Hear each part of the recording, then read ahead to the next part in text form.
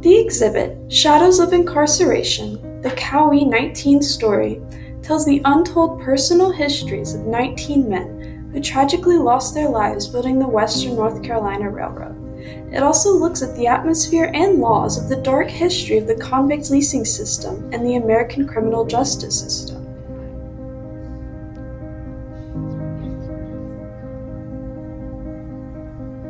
Following emancipation, Southern states sought out ways through law enforcement to keep white supremacy persistent. They did this by enforcing vagrancy laws on African Americans to criminalize unwanted social behaviors. Thus, in the 1880s, most prisoners were African American males. They were sent to labor camps around North Carolina and leased out to private companies that were building infrastructure in the South. Their working conditions were often very dangerous, and prisoners could be violently punished.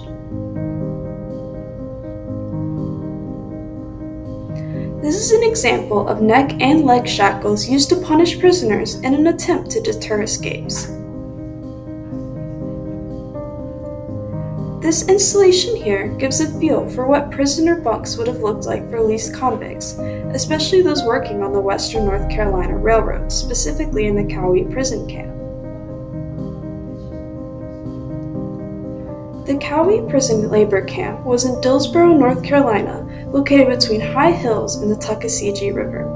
This camp was focused on building the Cowee Tunnel on the Western North Carolina Railroad.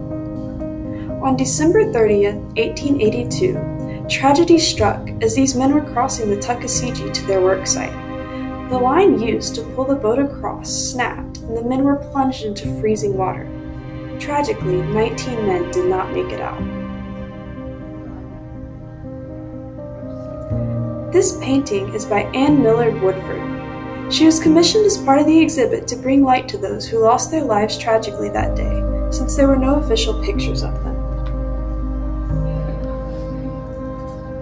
This is a reconstruction of the Cowee Railroad Tunnel, exhibiting some tools that would have been used by workers to give the perspective of the dangerous task at hand.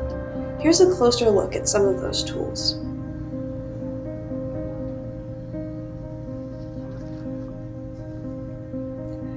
The building of the Western North Carolina Railroad created an economic and political bridge between Western North Carolina and the rest of the state. By 1882, 3,644 incarcerated laborers had worked on the railroad, with 85% of them being African American. Here's some souvenir postcards from Western North Carolina at the time.